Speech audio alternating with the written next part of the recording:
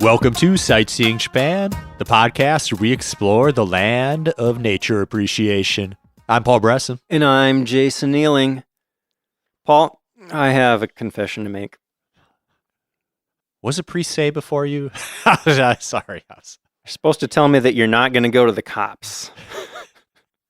Whatever I say stays between us and the thousands of listeners. Your secret's safe with me.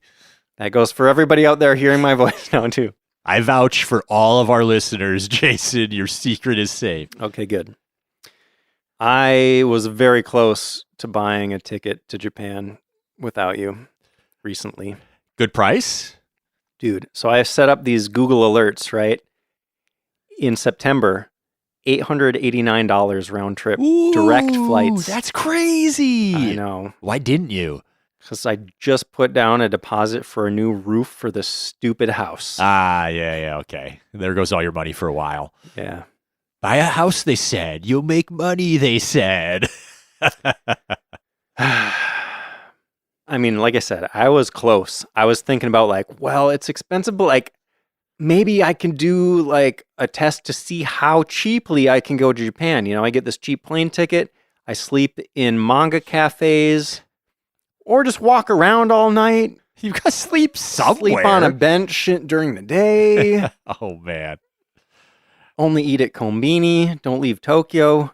I think that would have been fun to do 10 years ago. But I'm not sleeping in a manga cafe anymore. You can get ones where you can lay down. There's just a mat you can stretch all the way out. No, I don't know. I need a bed. Anyway. But that has nothing to do with what we're talking about today. So let me ask you something. When was the last time you went camping? Did I go once with you 5 years ago? I don't think you've ever come camping with me. Then with my brother 8 years ago. Well, that's sad. I don't like sleeping on the ground. I'm I know. Sorry. That's the excuse that all my friends seem to have. We rented a cabin up north a few years ago. Okay. Anyway, I like that. Ask me. When was the last time you went camping? Last weekend. It was fantastic. But now it's going to get hot and the bugs are going to come out and you're not going to go camping again until fall? I go twice a year. Once the very first weekend they're open, and once the very last weekend they're open to avoid the bugs and the heat. It got down to 39 degrees overnight. It was great. Yeah, that would be nice to sleep in. Yeah, and sitting by the fire when it's a little chilly out. We're this time of year where the temperature's swinging a bit, and it's always too hot in my house right now, and I hate it. Yeah, I know what you mean. But yeah, I like to just get out there and make a fire. That's a really big part for me is the campfire. That's important. And I have a few beers and roast some hot dogs. I know some people just really aren't into camping, so I just wanted to say why I like it. I like to sit in the woods and stare at a fire, basically. Yeah, that's fun. And I think in this episode, we're going to be doing a lot of comparing camping in the U.S. versus camping in Japan, right? A little bit. At least I will, because I do a lot of camping in the U.S., but I have not been camping in Japan. But in the U.S., just to give you some context, most campsites here are kind of just a little secluded clearing in the woods, at least if you're tent camping. I mean, there's different types of camping, of course, and we'll talk about that. But from what I've seen in Japan, campsites aren't really mostly like they are here. And I mean, to be fair, we are in the Midwest, and I'm sure you can do camping in the desert that's a little different, you know? Yeah. But a lot of campsites I've been to, and I did a lot of camping as a kid with my family, it's mostly just in the woods, and you're kind of separated from everybody else, at least by a little ways. You get 20 feet of trees between you and the next campsite. Yeah. But in Japan, people go camping to see views. I feel like that's one of the biggest things that people go camping for is mountain views, lake views, ocean views. And of course, it's hard to get views if you're surrounded by trees. So a lot of campsites in Japan are just kind of open fields. Yes. If you just Google Japan campsite and look at the images, you'll see what I mean. You'll just see big open fields with a bunch of cars and tents scattered about. Yeah, I think a lot of the popular style of camping in Japan is kind of a big-ish group of 4 to 8 people sets up a really nice thing. You got your sleeping tent, you got another sheltered, maybe not tent, but like canopy with a big grill and cooking setup and a bunch of chairs. And you just eat good food and you hang out and you just enjoy the view, enjoy being out away from the city. You don't have to go all out, though. I did see that solo camping has been increasingly popular lately. Yeah. But it is definitely a different vibe than we're used to here. I get the impression that you're often clustered pretty close with other people, especially at least during peak seasons, right? You might not be more than 20 to 30 feet from your neighbors. I remember actually when I visited Okunoshima, also known as Rabbit Island, they have a campground there, and it's just like this big circle of turf on the edge of the island, so you can look out at the ocean. But people were clustered so close together. It did not look fun, to be honest. Oh, yeah. By the way, another thing I wanted to point out in the intro here is the difference between a campground and a campsite. So I'm going to be using those words a lot. Sure. You know the difference, Paul? Yeah, a campsite is the specific area that you rent out to set up your tent or to camp on, whereas a campground is the whole area and all the facilities and everybody's campsite. Exactly. And of course, there are many different types of campgrounds in Japan, a lot of different types of terrain that you can camp in, and as I mentioned, different types of camping you can do. So we're going to talk about all your different options today. And I also want to thank all of our patrons who participated in the poll to choose this topic. Yeah. It's always really fun to see the results of those polls each season. This is a really cool topic, too. Yeah, and I want to call out Caitlin Seymour specifically, who originally suggested this topic. Ah, thanks, Caitlin. Yeah.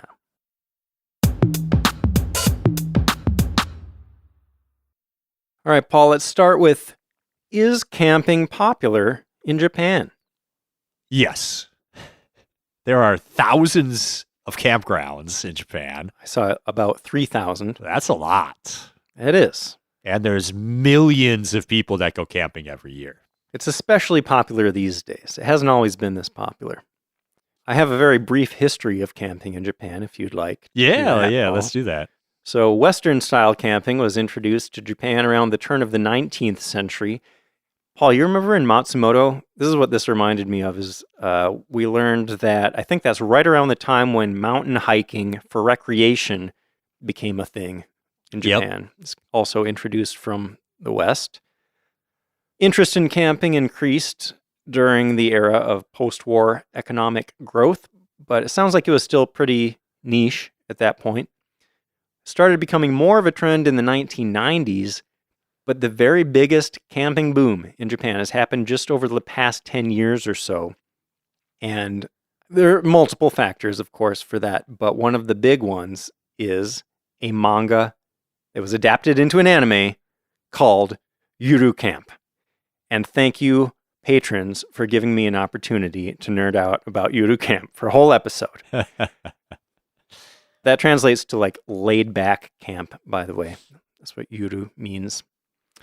It's a really great show. If you watch a couple episodes, you can see why it might have kicked off this, is frenzy too strong of a word? Frenzy around camping in Japan. Paul, you said that you watched an episode or two. Have you gotten much further into it?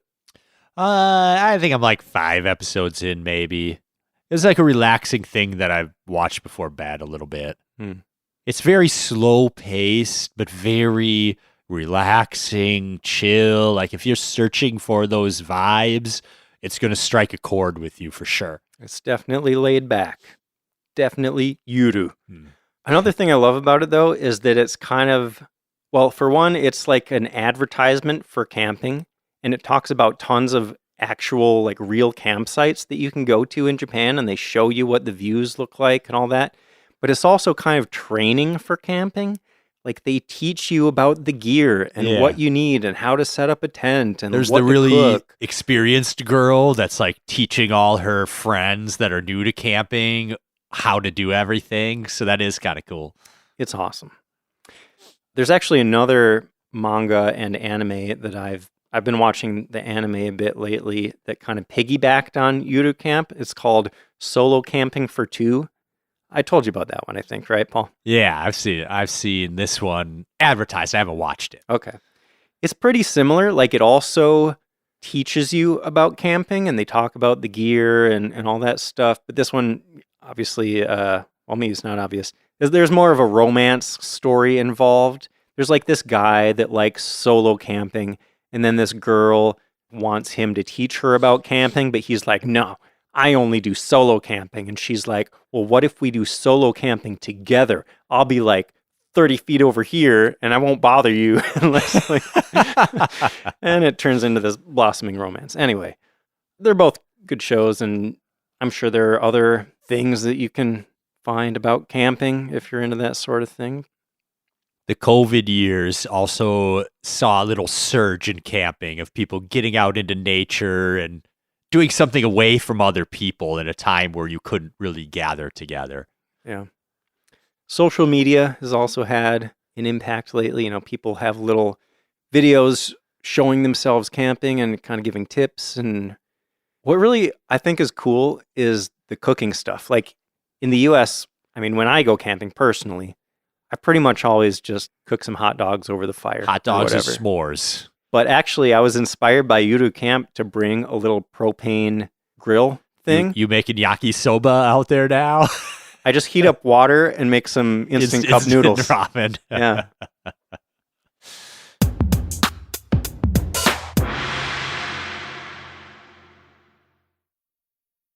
So when is the best time to camp in Japan? I say times when it's not hot and there are no bugs. Yeah, I think the answer lines up pretty well with when is the best time to travel to Japan.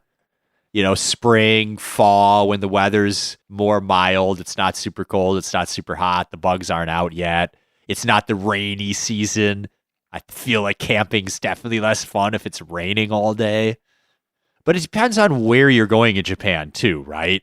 Are you camping in Hokkaido or are you camping in Kyushu or Okinawa? Can very much change what the weather is going to be like. For sure. Peak season for camping in Japan is actually summer, but there are also holidays where you're going to see a spike in camping, like Golden Week, which is in May, and around Obon in August. It's also going to be busier on weekends, of course. That's true anywhere. Yeah. So if you want less people around, avoid those times. I even saw a few people online talking about how in summer it gets, quote, nutso. But in the off season, it's possible that you could be the only person there. I feel like I'd like that more. Me too. I think last year, forget if it was in the spring or the fall, but one of the times when I went, I was the only person in the whole campground. It was awesome. Yeah, I'd say it's more popular in summer here too. It's very much a summer thing. For sure. I don't get it. Why would you want to be swatting mosquitoes all the time? Why would you want to be sweating all the time? Getting into your sleeping bag all sticky and gross. Yeah. It might be a kids out of school type of thing. I think that is a big part of it. Yeah. A lot of campsites close once the snow starts falling. So that's another thing to keep in mind. That's true here too, but you can go camping year round. You just need to find the right places. Yes. I also want to point out that Japan is very proud of its 4 seasons, right? We did a whole episode about the 4 seasons, and camping is a great way to experience each of those seasons. If you go camping in spring, imagine camping under the cherry blossoms. That would be awesome. That would. Or you got firefly season after that. In the fall, of course, the fall colors, that's a great time for camping. And winter camping, I haven't done that personally, but I've been thinking I want to seek that out. My sleeping bag is actually rated down to 0 degrees, so okay, got to test that out. Okay.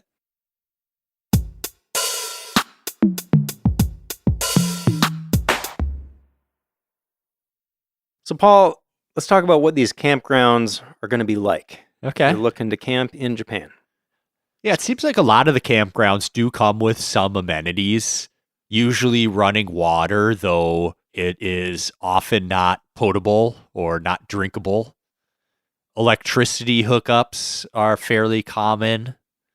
One really interesting fact to me is that you really can't do campfires. It doesn't seem like there's many places that allow you to do campfires in Japan, but you can bring a fire pit. So, okay. In my research, I kept seeing people talk about bringing a fire pit. Right, and it's like, right. That's a bad word for it. They're talking about fire receptacles. Like basically the idea is you can't make a fire on the ground, but these fire pits that they're talking about are stands. Yeah. Like you can make a fire on a little stand. It's got little 6-inch legs and then a flat metal piece and kind of a cage, and you can build a fire inside of that. Pit makes it sound like it's in the ground to me. I think that's misleading. I know. But all these people nowadays around here like have a fire pit, but it's like a table that has like a propane fire on it. What? Where? Huh? Yeah. What? Like my parents have one. They're all over the place now. Oh, I know. I think I know what you're talking about. It'd be out on their patio or whatever. Right. Yeah, Right. Most campgrounds are going to have clean toilets and showers. They might even have Wi-Fi, electricity, perhaps. I think the coolest amenity you could have at a campsite is an onsen. Those are, of course, very common in Japan. Yeah. Imagine like going for a long nature walk and you're feeling all gross and stuff, and then you get to clean off at the onsen and go sit and soak. Even just having a foot bath after a day of hiking would be pretty nice. Yeah. Nature trails, of course, are going to be common in these areas. One thing that I was a little surprised by is communal kitchens are apparently not uncommon, especially in newer campgrounds. I've never seen a campground here with an actual kitchen. You're kind of left on your own for the cooking stuff. Right, but we all have fire pits at our campgrounds. So. That's true, yes. With like grilled pieces that you can put down over them and things. Yeah. Coin laundries even are possible to find. I saw showers are not super common, and if they are there, they're coin operated. Where a lot of the bigger campgrounds around here, I feel like, do have showers. Yeah. They're not always the cleanest, most comfortable things, though. No, it's got running water. That's about all you could say. Dude, I remember this one bathroom. Like I said, I went camping a lot as a kid. I remember this one place where the showers were infested with slugs. That's actually kind of cool. Like, I like slugs. I don't even remember the last time I've seen a slug, but it was crazy. They were all over the walls and stuff. So in general, campgrounds in Japan, you might notice that they're more organized and cleaner than the ones here, just because that's kind of generally how things go in Japan, right? Right. They might have more rules, too. Yeah. More restrictions on what you are allowed to do. Another cool thing I saw is that some places might even offer experiences like outdoor cooking lessons, nature lessons, canoeing. I do remember actually. It's like going to summer camp. I remember as a kid, there were some campgrounds where they had stuff like that, little like classes to teach you about the wildlife around or how to make a fire or things like that. Yeah. That's cool.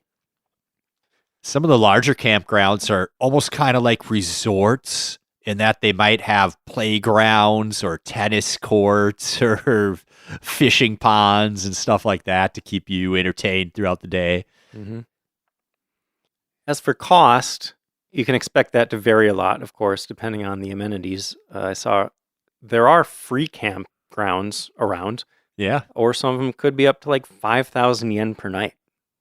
That's reasonably expensive. Honestly, that's actually about what I pay for a night here. Yeah. For nothing. For just a little patch of ground to set up a tent on. Yeah. Seems to vary pretty wildly based on what you're going to get at that campground. Yep. The higher end of that price range, you're probably going to get better amenities. There might be a restaurant even, shops. You're going to be more likely to get electric hookups. Maybe something closer to glamping, if you've heard of that. We're going to talk more about that later. I think generally the average price is maybe around 1,000 yen per night. So what's that, like $7 or something? Yeah. And that's like if you're just setting up a tent in a spot. There's so many different types of camping you can do that can change the price. Definitely. And if you do find free campgrounds, they're likely to be pretty bare bones, like no electricity, no running water. You're kind of on your own. You might have a toilet. Yeah. Although I read that a lot of the free ones are not far from like small villages or stations where you'll be able to find toilets and vending machines. I think that's part of the idea is that they're run by a local municipality or a local business group to kind of get people into the area to go spend money at the local towns. That makes sense. Can you camp in the wild in Japan, Jason? That's a very good question, Paul. I saw this called guerrilla camping or stealth camping. Yeah. And I'm going to say I wouldn't recommend it. People do it. You can find blogs online and stuff. People talk about doing that kind of thing. And I mean, from a purely practical perspective, you can stealth camp anywhere in the world. You just, stay hidden or whatever. But the question is, what are the consequences, right? I think it's not legal in Japan. And if you do it, definitely do it on public land rather than private land. I'm not even sure about that. So I saw, unauthorized camping, not technically illegal, but it's considered a gray area activity. And camping isn't allowed in most parks and other public spaces. And of course, if you're seen setting up there, people might report you to the police. But like your best chances of getting kind of a free place to camp is like to ask somebody if you can camp on their private land. Well, sure, if you have permission. Yeah. Right. I guess then it's not really stealthy anymore, yeah, right? Yeah. I think the idea is just do it in a secluded place where people aren't going to see you. And you're probably okay. So you are recommending, but again, would not recommend. Okay. There's 3,000 plus campsites in Japan. Just find a campsite. Yeah. But if you were to do it, definitely don't make a fire. Like you'd want to, don't leave a trace. Yeah, be stealthy. Yeah. I mean, I would say just follow the rules. You don't need to make foreigners look bad. They don't need another excuse to not like foreigners, right? Right. But like I said, I think the idea of biking across Japan and camping the whole way, just like carrying all your stuff with you, that sounds awesome. I think I read a blog of somebody doing that. But I think the right way to do that is, like I said, talk to people. If you tell people your story, like, hey, I'm biking across Japan. I got my tent here. I just need like a place to set it up. I bet you'd find a ton of people that would be willing to offer you a spot. Right. If you're out in the country, they'd probably bring you in for dinner and everything too, Yeah. Not that you want to impose upon people's kindness or whatever, but yeah, I would never, but it sounds like a cool thing to do. Yeah.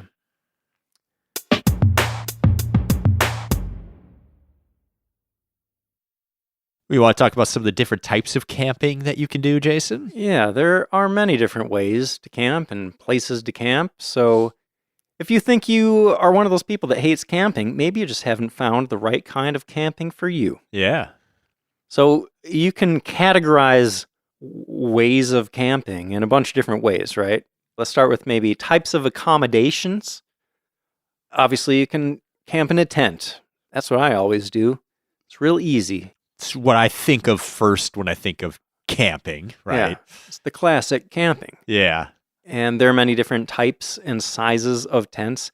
I personally, and they talk about this, by the way, in Yuru Camp, they talk about the different types of tents. There are types of tents where you need a bit of technical knowledge to know how to set it up. And especially if you're going to house like a whole family or something in there, you're going to need a bigger tent that's probably going to involve a bunch of poles and whatever.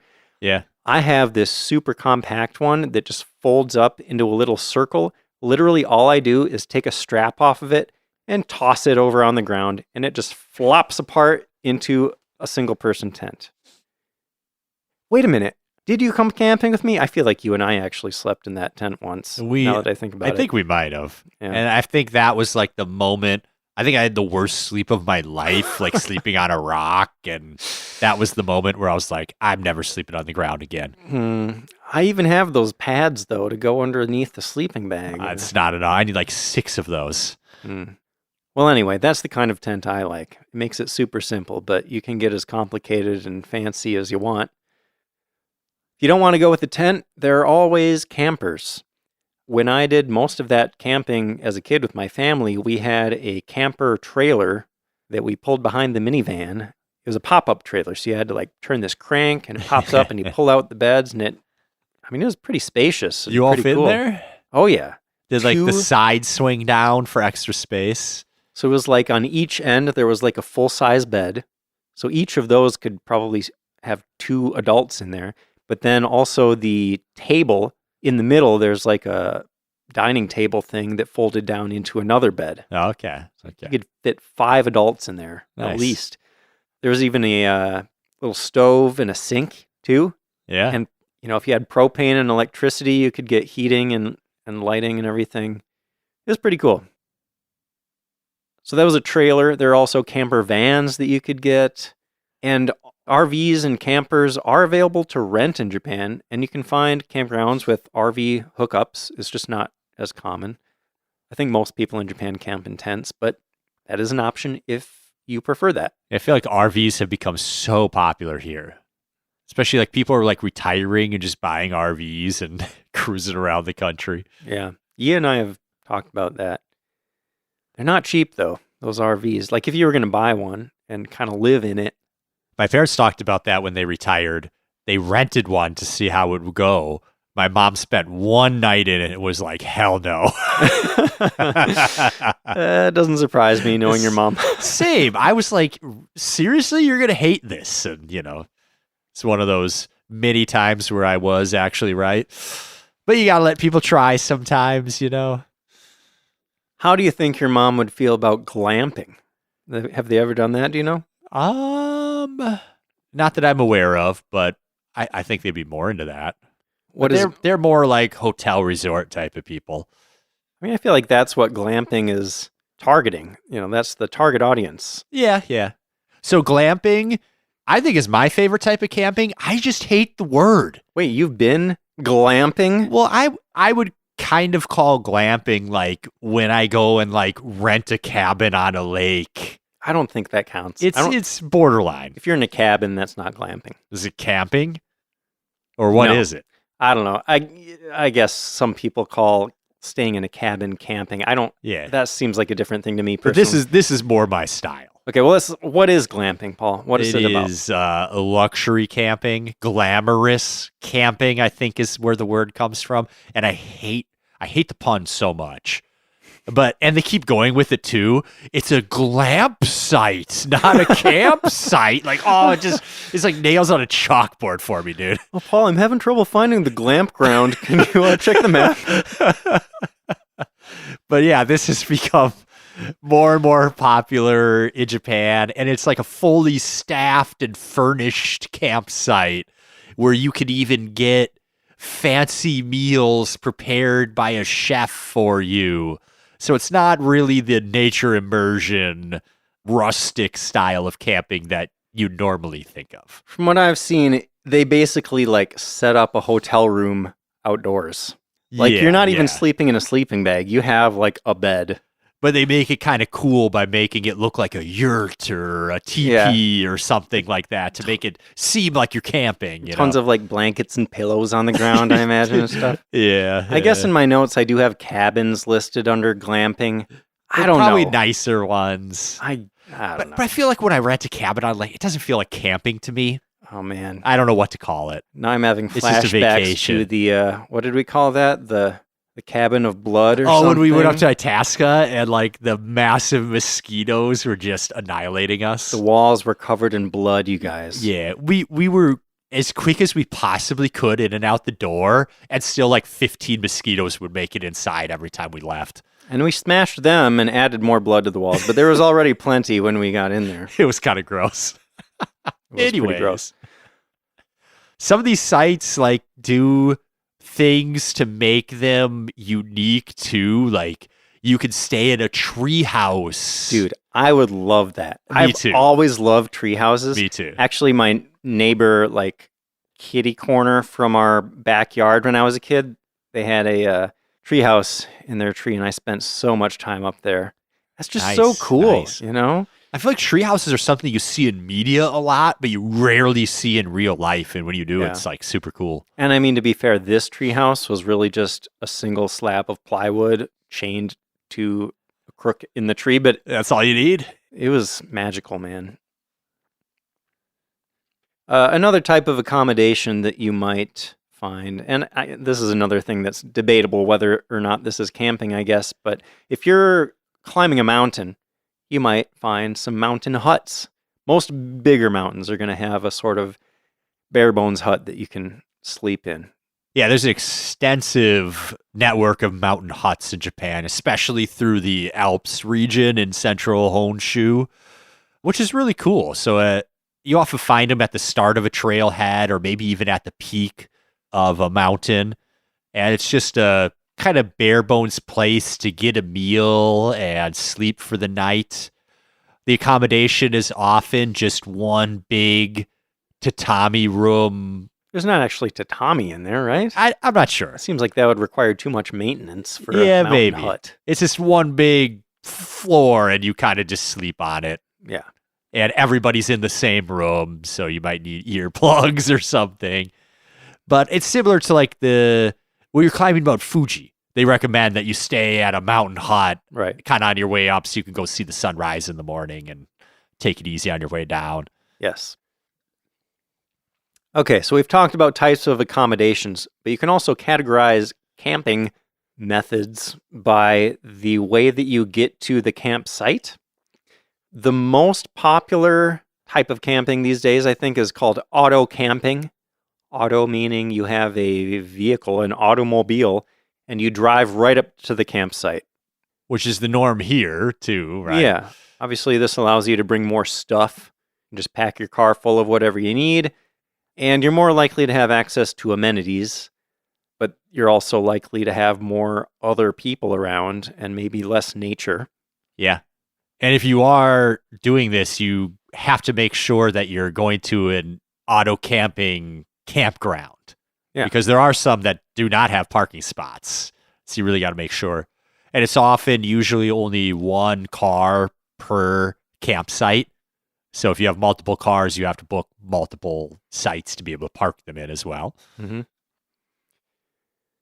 And if you're not auto camping, you might be hike-in camping or backpacking. So this is where you're going to carry all the stuff that you need on your back. And, there might be a parking lot where you can park your car and then you grab your stuff and hike a couple miles into the woods or something to the campsite. I've tried backpacking, and oh man, it sounded so cool. And then I did it, and I was like, I don't like this. I've been wanting to do this because the only places around here that allow camping in the winter are like this, where you have to hike in. Yeah. My big thing, though, is like the whole point of camping for me is mostly the fire. But if I'm going to make a fire, I need to bring in a whole bunch of wood. Because at least around here, they don't allow you to just like pick up wood from the woods. And I mean, in the winter, it's going to be all wet anyway. Yeah, I went backpacking in California once with my brother and my friend. And my brother sprained both of his ankles on the first day walking in to try to find a campsite. Ugh. And we were all carrying like 50 pounds of gear. And you couldn't make a fire because it was like wildfire danger season. And 50 pounds of gear? I don't know. That's but crazy. it was like, because we had food and tents, and it sucks bringing all your stuff with you. Yeah. And then I got heat stroke. The whole thing was a disaster, dude. How many nights was this supposed to be? I can't remember. We only ended up doing one night. I can't remember if that was our intention or not. Mm. The place I was looking at, I could just park in the parking lot. I think it was like 1 mile to the campsite. And I usually just do a single night. I don't need to spend multiple days. Yeah. Another way to categorize your camping trip is by type of location, type of terrain. What do you want to see? We've talked before about the natural beauty of Japan, about how you have the beautiful seaside coast, you have the mountains running all over, you have rivers and lakes, beautiful sand beaches. There's so many places that you can camp and enjoy the beauty of Japan. Definitely. There are even campsites where you can get nice city views, Yeah. Camp on top of a mountain at the edge of a city or something and look out over the city lights at night. Look at all those suckers in the city while I'm out here in beautiful nature. Yeah. Oh, man. You know what I would love? I want to do this here, too. I want to go camping in the middle of nowhere where you can look up at the sky and see all the stars. Yeah. It's been so long since I've really seen a good nighttime view. Me too. I don't think I've ever seen a better view than probably almost 20 years ago now, us like up near Brainerd, near Rob's 20 cabin. years ago? Dang. I mean, we were like in college. That was almost 20 years ago. Yeah, Oh, but that night sky, I didn't know it could look like that, dude. I've been chasing that ever since, but I'm never far enough outside of a city. Same. That was incredible. It was. I didn't know that you could see the Milky Way, like the band of the galaxy stretching across the sky. It was insane. It made history make sense about why all the ancestors were all like worshiping the stars and tracking time and stuff from them, because I can see now that view would be astounding for them. One of the many things that modern society has robbed us of. Yeah. So the other way you can categorize your camping trip is by how many people are going. We alluded in the intro to solo camping versus group camping. I love solo camping because none of my friends are cool enough to want to go camping with me, but that's okay. Well, I was going to ask, like, you solo camp a lot. Do you do that because you love solo camping or just nobody wants to go with you? Okay, I got a story about this. So maybe like 10 years ago or so, my now wife, then girlfriend, she was like, let's get some camping stuff. And I was like, okay. And I went out and bought all the stuff, sleeping pads, sleeping bags, a tent, a little metal portable grill, all this stuff. She came camping with me once. So I go to my friends, hey, who wants to go camping with me? Everybody says, oh, my back hurts too much. I don't like sleeping on the ground. So I said, fine. Well, I didn't just waste a bunch of money on this camping gear. No way. I'm going to use this stuff. So I started doing solo camping, and I absolutely love it. So it's a little bit of both, necessity, but also I've come to really, really enjoy just getting out into nature by myself and enjoying the company of Jason. He's a pretty cool dude. It seems nice to be able to move at your own pace and kind of just have a nice, relaxing night like that. Go to bed when you're tired, eat when you're hungry, start the fire when you feel like it. I think that's really like the best part of it is getting out there and feeling self-sufficient, feeling like you're not a slave to the clock anymore. You don't need to pay attention to what time it is. You just pay attention to where the sun is in the sky. Yeah, it's a unique feeling of freedom that you don't really get anywhere else in life, So like I said earlier, solo camping has become super popular in Japan, which I think is really cool. I'm going to reference Yuru Camp, that anime again. A lot of that is about camping with friends. Like it's actually a camping club. They kind of go camping together, but there is one character that's all about solo camping. She loves solo camping. And she's slowly getting weaseled in by the other people that want to enjoy their camping with her. Yeah. Yeah, apparently there are also a lot of camping vloggers these days who make videos about solo camping specifically. So, I mean, it must be a big thing for them to make that other anime specifically about a guy that loves solo camping. Yeah.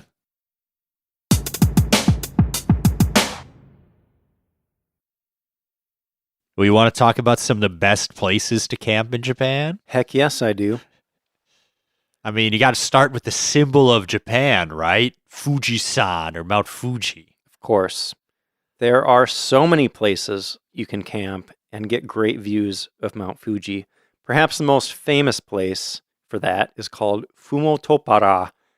I saw this described as the king of Japanese campgrounds. Oh, okay. And that it reigns supreme when it comes to galactic scale campgrounds, whatever the heck that means. So it's just this massive open field at the base of Mount Fuji, basically, on the west side. It can accommodate around 1,500 tents. Wow. Yeah. Wow. It's huge. But imagine just crawling out of your tent in the morning, and there's Mount Fuji right in front of you in all its glory. That is pretty cool. Is that one in Yuru Camp? Or is it there's a different Fuji one? They go to multiple ones where you can see nice views of Fuji, but Okay. I'm pretty sure this one does appear there, yes. Okay.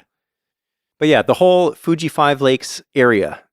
I mean, you can get views where there's a lake between you and Mount Fuji, and you get the reflection in there. There's all sorts of stuff. There's also campsites in Hakone. They get you nice views of Fuji. For sure. Another amazing place to camp would be Kamikochi. Oh, yeah. We went there a couple trips ago, and we did not spend the night there, but, I mean, that whole area is just one of the most incredible places I've ever been, and I imagine at night it would be fantastic. And I think that's one of the best places, maybe, to see the stars, too, because you're pretty far out there. It's so far from any city. Yeah.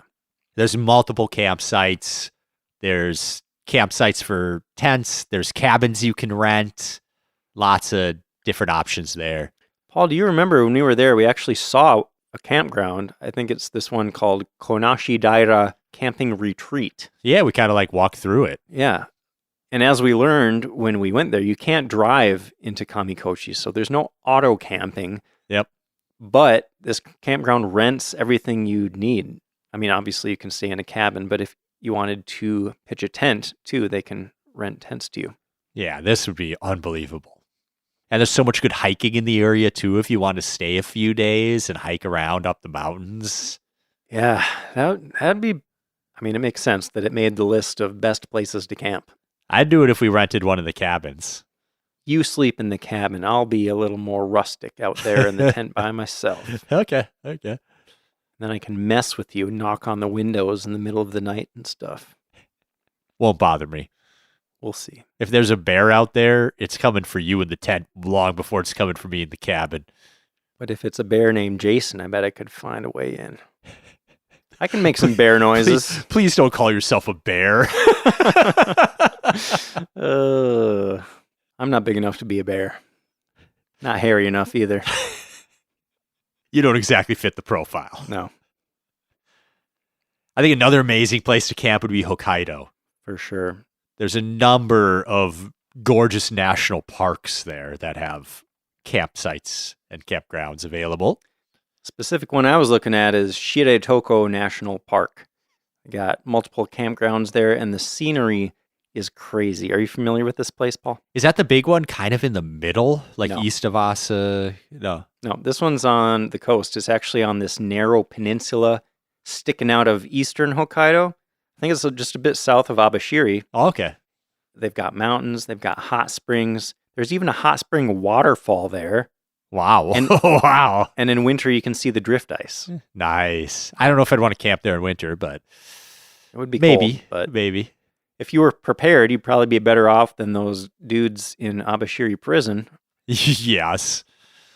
Hey, while you're over there, you can do the Tokapuchi 400 cycle route, right? Isn't that further south? A little bit. You know what other kind of camping I think would be amazing? Volcano camping. Yeah.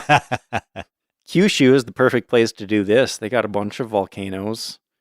Maybe you want to camp on the edge of the bay that Sakurajima sits in. Yes. That's the most active volcano in Japan. Or you can actually camp on Mount Aso, the biggest volcano in Japan. Yeah, that sounds really cool too. Yeah.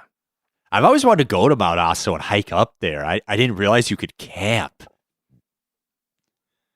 So let's say you have limited time and you don't want to stray too far from Tokyo. Are there options still, Paul? Absolutely. There's a number of campsites within the city limits of Tokyo itself, including some on the beach and some more on the western side near where the mountains start. So you don't have to go far at all. Yeah.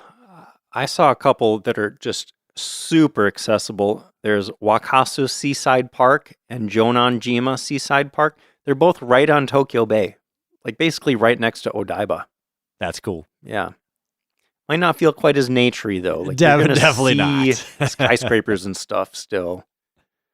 I think if I wanted to camp not too far from Tokyo, I would probably just go over to Hakone. Yeah. I'll be honest, I'm not camping in Tokyo. I'd go somewhere.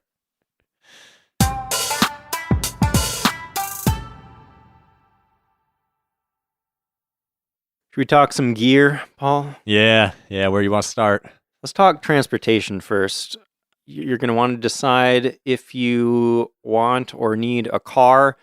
Yeah, public transport is great in Japan, but when you start talking about getting to campgrounds, it gets a little tougher. There absolutely are some that are accessible from public transport, but there's a lot that are not. Yeah, for sure.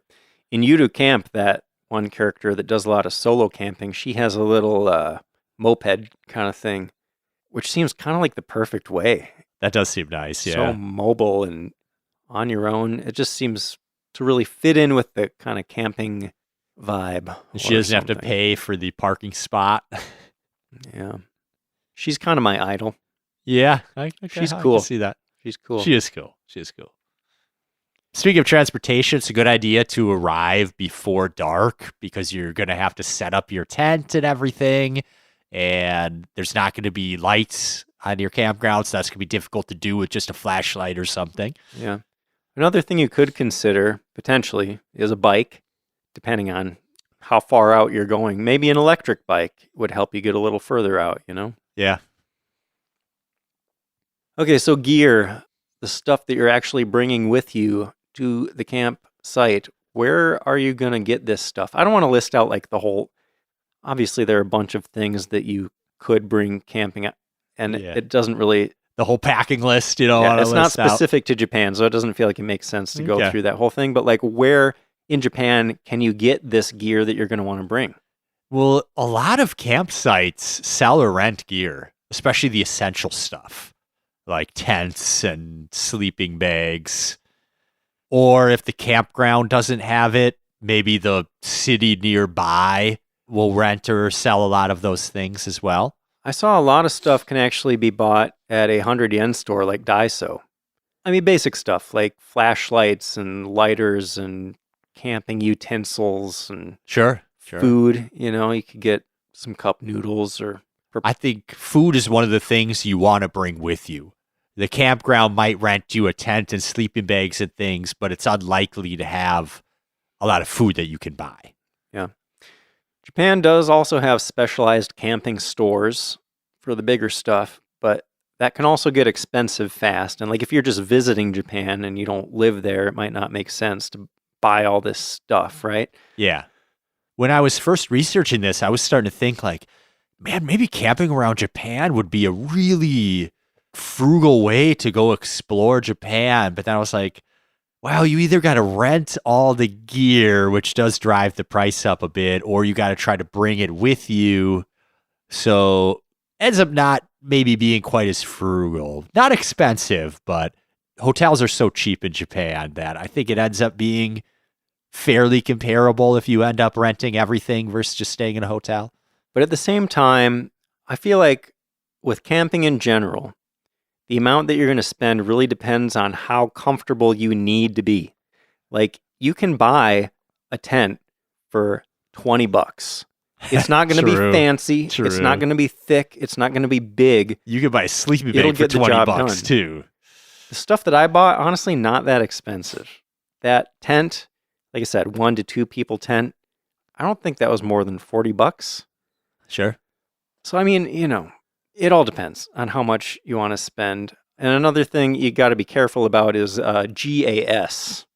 Hear about that, Paul? Gas? You got gas? Stands for Gear Acquisition Syndrome. Oh. Very common with camping enthusiasts. Oh, dude. I think that's common with enthusiasts that get into anything. Some people like, oh, I'm into hiking now, and you spend $5,000 on hiking gear. Definitely. Do you end up really staying into hiking, or do you just put that all in your closet and never use it again? Right. You got to think about what you're actually going to use, what's really important, what is essential. Like, I think especially in the ultralight community, you know what I'm talking about? Yeah. People that are going to be doing a lot of backpacking and stuff where you're carrying everything with you, you're going to want to buy the lightest stuff you can get, but that stuff tends to be exponentially more expensive than the heavier versions of those things. Yeah, I'm always like, buy the cheap stuff until you're sure you're really into it. Yeah, 100%. And then go spend the money.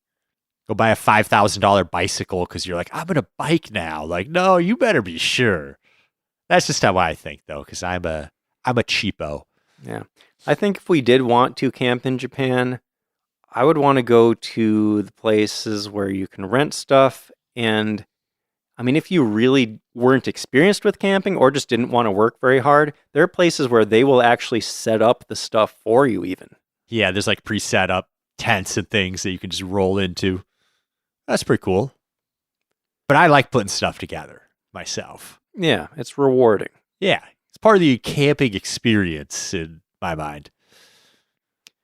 Now, Paul, I don't know if you came across this, but even besides the campgrounds where they will rent stuff to you, there are services where you can rent stuff and they'll just like deliver it to you wherever you're camping. Oh, I did not see the delivery. Yeah, there are multiple That's companies cool. that do that. That's cool. They usually have like a service area, you know what I mean? They're like regional companies that do this or whatever. Yeah, that's a cool idea. I'd never heard of that in the US, being able to rent camping gear like that. It's cool. So like I said, I didn't want to give a whole big list of equipment, but can we talk about just like the very basics, like the really essential stuff? If you're tent camping, let's say. Sure. Like clearly you need a tent, Yep. a sleeping bag. You probably want a sleeping pad to go underneath the bag so that you're not directly on the ground. And maybe some sort of pillow. My sleeping bag actually has a little compartment where you can just stuff like a sweater or something in there. Nice. And it turns into a pillow. Yeah, I was going to say like ball up a sweatshirt or something. Yep, that'll work. So like those are really the basics. That's kind of all you need. I'd say flashlight, just in case. That's true. I have like a headlamp. I actually really prefer that so you don't have to use your hands. Yeah. But from there, of course, you can buy all sorts of accessories, however you want to do it. Do you want a camping chair so you have a place to sit? Do you want a hatchet and a knife so you can break up firewood? Yeah. There's portable stove. Seasonal stuff. Like, do you need bug spray or sunscreen or a rain poncho? Good point. You definitely want to be ready for the weather. If you're not sure what kind of gear to get, I suggest watching You Do Camp. Because they have, I mean, they actually talk about specific products even, or just, you know, categories. Like I said, they talk about the different types of tents and stuff. They'll give you a lot of ideas.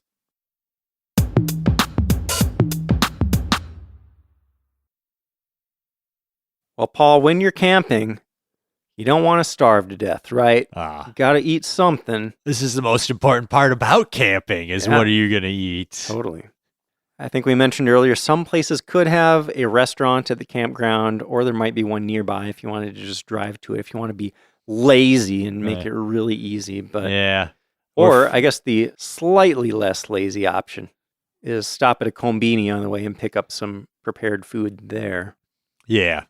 Rice balls would be good, or all sorts of other ready-to-eat meals that they serve. But really, you want to cook when you're camping, right? I do.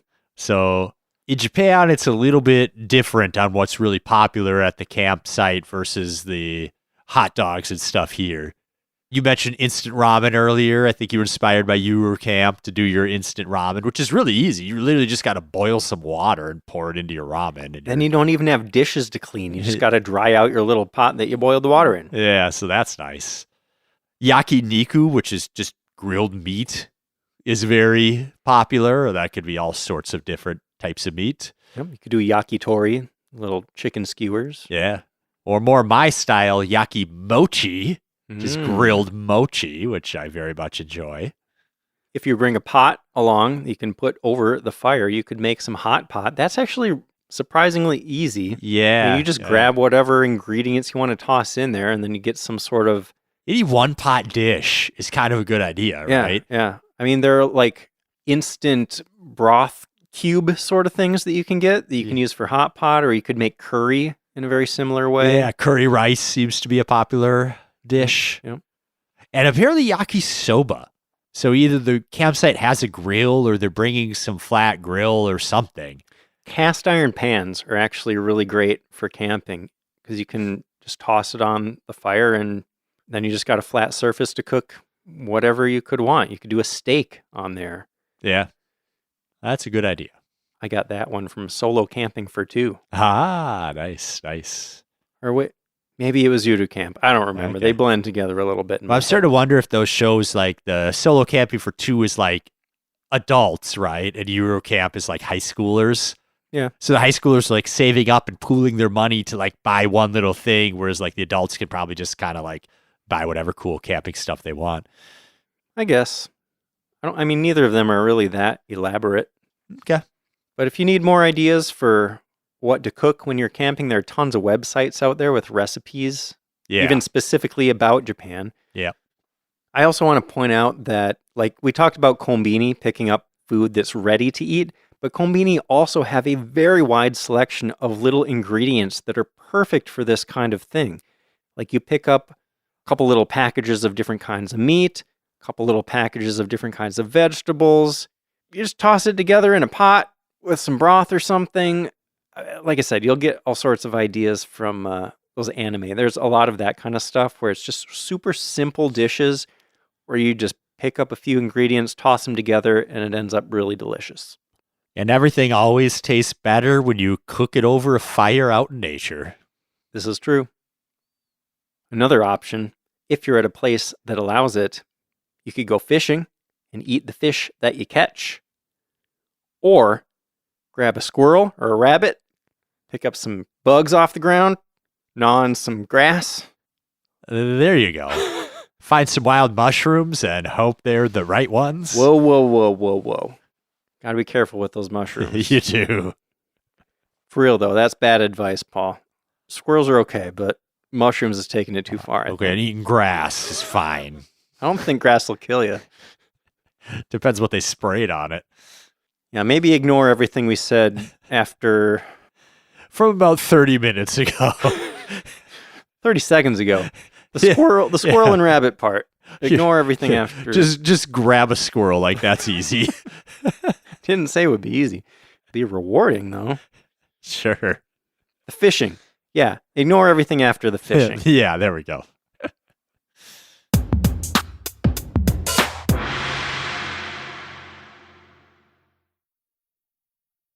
Well, Paul, we did mention that Japanese campgrounds might have some more rules. Let's talk about rules and etiquette. Sure. Now that I think about it, the etiquette is very similar to like public transit in Japan.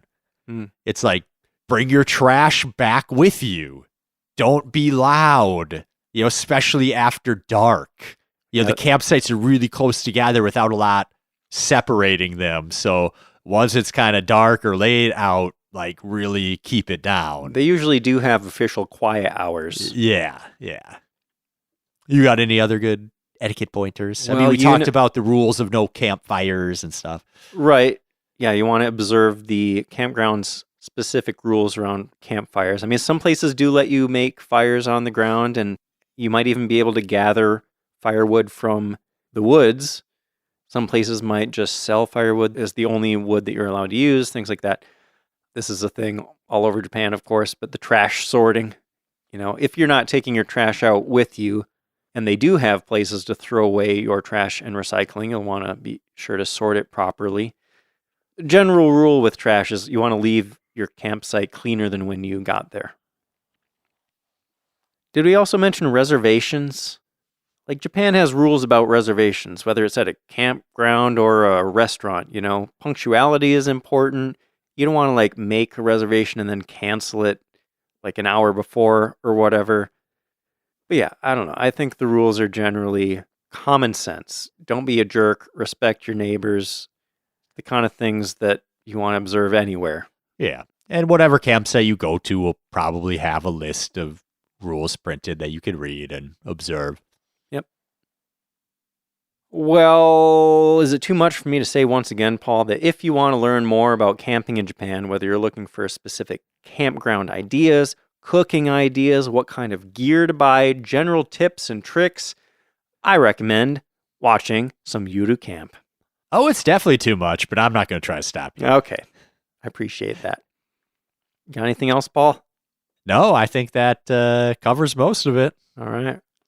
Well, go camping. Enjoy yourself. Enjoy nature.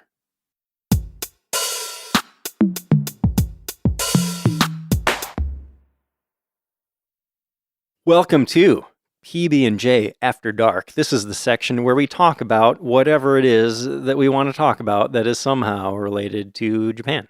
What do you got, Paul? Well, I'm drinking a Kirin right now. Thank you very much, Jason.